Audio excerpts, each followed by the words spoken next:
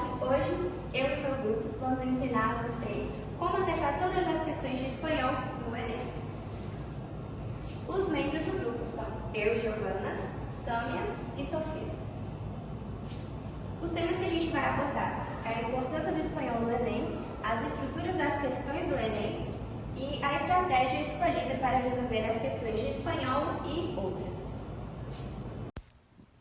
Olá, eu sou Sâmia Costa, do terceiro ano de Zootecnia, e hoje eu vou falar um pouco sobre a importância do espanhol no Enem. Bom, devido à língua portuguesa ser muito parecida com o espanhol, vários candidatos preferem escolher o espanhol do que o inglês nas questões estrangeiras do Enem. Devido a isso, por acharem mais fácil e mais parecida, o INEP falou, segundo a INEP, né, eles falaram que a média de acertos de inglês é maior do que a de espanhol. A média de acertos de inglês é 45%, enquanto a de espanhol é 34%. Porque ao achar que o espanhol é similar ao português, muitas pessoas não estudam tanto, não procuram ter mais conhecimento sobre essa matéria, sobre essa língua. Vou explicar como seriam as estruturas das questões do Enem. Bom, no texto é um suporte que a gente tem para poder responder essas questões. Tem a orientação, que no caso, e o comando, que é a mesma coisa, que seria o que está perguntando na questão. E as alternativas e os distratores. As alternativas seriam as opções que você poderia colocar, e os distratores só vai ter uma questão correta. Então, as outras alternativas seriam os distratores. E o texto, muitas vezes, a gente nem precisa ler, mas ele tem um suporte ali para poder conseguir responder o comando que está pedindo. Como eu falei, como a gente pode fazer,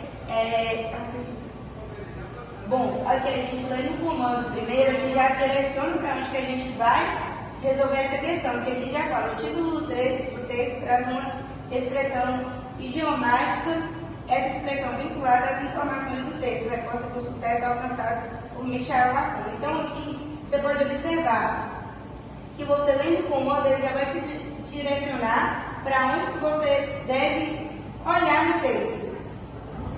Bom, aqui, só de você já ler o texto, você já consegue fazer o título, você já consegue fazer uma comparação e nem, às vezes, precisa necessariamente ler esse texto. Então, aqui, você lendo o comando e lendo o título do texto, você já consegue fazer uma relação com as alternativas. Aqui são todas as alternativas de A a E e, bom, aqui só vai ter uma alternativa correta. Então, vou dar um exemplo que a E esteja correta. E as outras alternativas, então, vai ser os distratores, e essa vai ser a alternativa correta. Bom, agora a gente vai falar. Você pegou meu trizinho, Sofia. Eu tenho Não, você se vira depois. Bom, agora a gente vai mostrar na prática alguns exemplos de como responder. Você pode passar na slide para mim? Bom, aqui temos o nosso quadrinho, né? Que é a estratégia que a gente escolheu para resolver as questões. Então, a gente tem uma hipótese sobre o título, que é basicamente o que você acha que é o título, sobre qual a relação do título com o texto e com outras coisas do mundo, né? O possível gênero do texto, as interpretações, as críticas e temas que você conseguiu identificar no texto, o sujeito, objeto e substantivo central do texto, o que se pede na questão, porque muitas vezes a questão não pede especificamente, então você tem que ler, identificar exatamente o que se pede na questão, a escolha por eliminação e para você falar um pouco sobre o porquê você escolheu essa alternativa. Pode mostrar.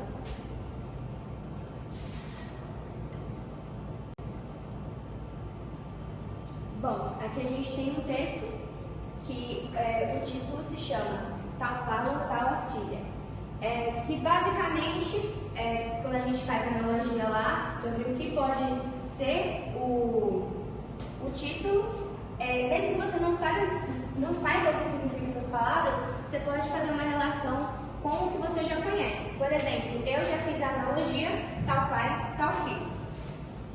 E vou ler aqui um pedaço do texto. Quando Michel Acuna ingressó en la Academia of Quiz, en el estado de Maryland, ya hacía muchos soles que era un excelente cocinero.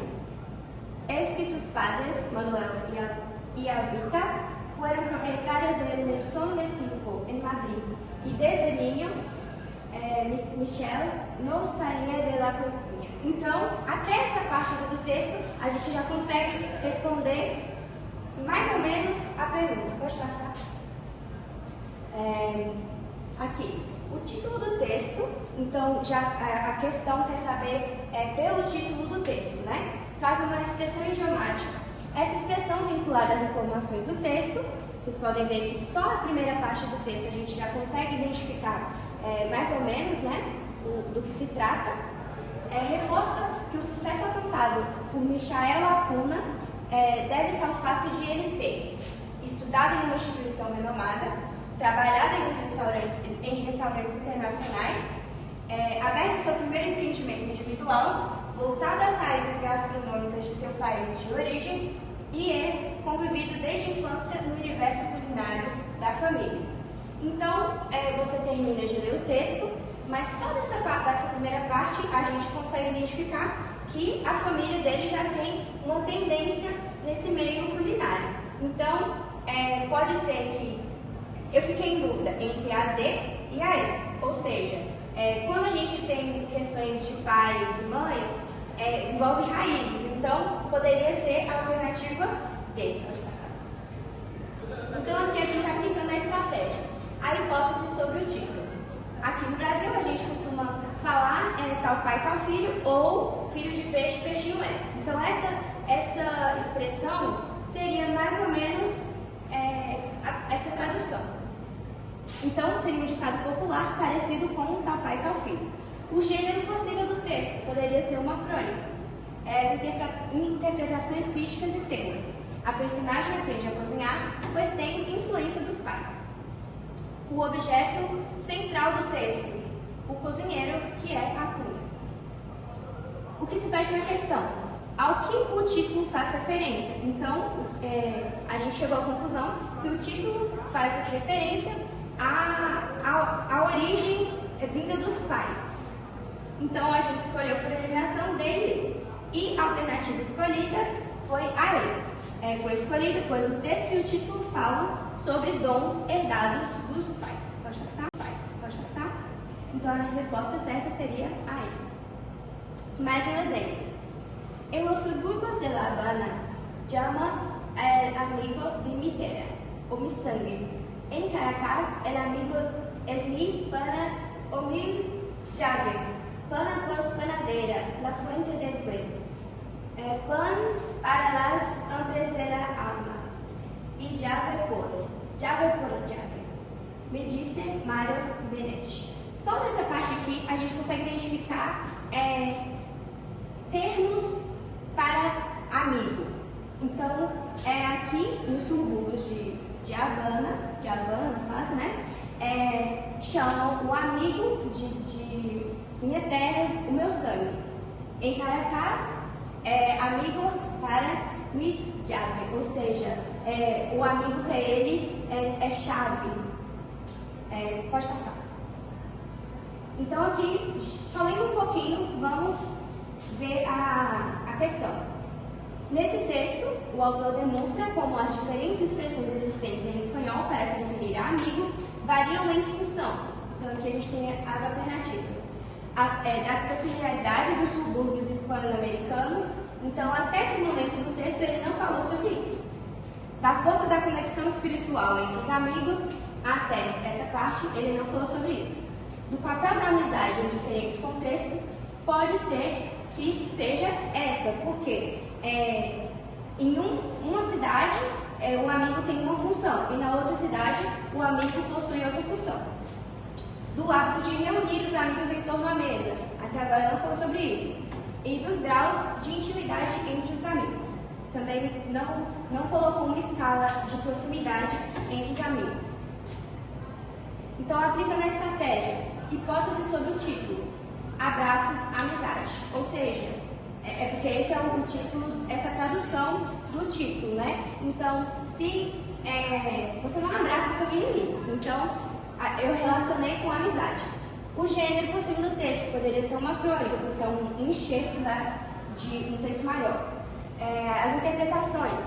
Amigos em diferentes etapas da vida, pois ele morou em vários lugares e, de certa forma, passou por coisas diferentes com os amigos diferentes. Sujeito, objeto, central do texto. Amigos do narrador. O que se pede na questão? O que as variações do termo amigos significam? Volta lá. Então, o que significa essa variação e como ele chamava seus amigos? Então, eu escolhi duas alternativas. C e... Foi A que eu escolhi? C e D.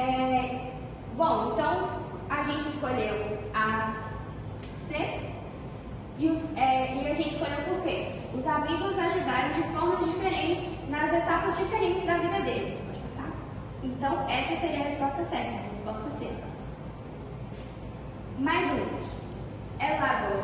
Tu no recuerdas el día que te vi por primera vez, igual que el mar no recuerda la primera vez que nos miramos. Lo me refiero a la fecha. Los recuerdos no necesitan burocracia. Me refiero a como te vese para sempre em mi mirada. Só até aqui. Podemos inferir no segundo parágrafo. Então, já direciona a gente para o segundo parágrafo. Então, seria essa parte aqui. Me refiro a como te vese para sempre en mi mirada, dentro de mi imaginación, como si así jamás pueda volver a deshacerme de tu imagen. Si quererla hacer mía, tan solo contemplando. Até aqui. Pode passar. Então, vamos ver as alternativas. De acordo com o segundo parágrafo, o autor envolve-se metaforicamente em um manto escuro onde se esconde para contemplar sua amada. Então, em momento algum, no segundo parágrafo, ele faz relação com algum manto escuro. Que o autor lembra o momento em que, contemplando sua amada, imaginando e idealizando, pensando em beijar. E poderia ser essa questão, essa alternativa, porque o eu lírico fala realmente das vontades dele. Que o autor lembra a forma e o lugar em que se casou com sua amada. Ele não fala no momento que ele realmente casou com a sua amada. Que o autor lembra a amizade que tinha com sua admiradora enquanto morava perto da casa de seus pais. E no segundo parágrafo também não fala sobre isso. E que o autor lembra de uma viagem que fez com uma mulher que encontrou dentro de um hospital. Até agora não falou nada sobre isso. Então, vamos falar, aplicar a estratégia. A hipótese sobre o título é lago, que fala literalmente no lago ou em um lago.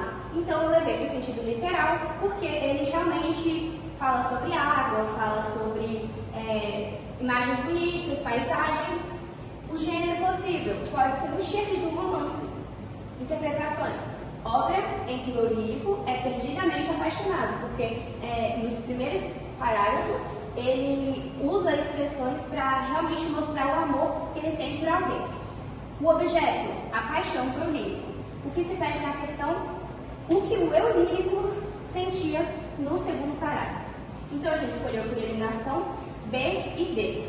E a gente falou da alternativa escolhida que foi a B. Volta lá para a gente ver a B. O autor lembra o momento em que, contemplando sua amada, imaginando-a e idealizando, pensava em beijá-la. O eu lírico não fala sobre casamento, por isso que a gente descartou a letra D. Então, caso você fique com dúvida, você pode ir descartando e ver qual se encaixa melhor na pergunta que se faz na questão. Então a resposta certa seria a B. Muitas graças.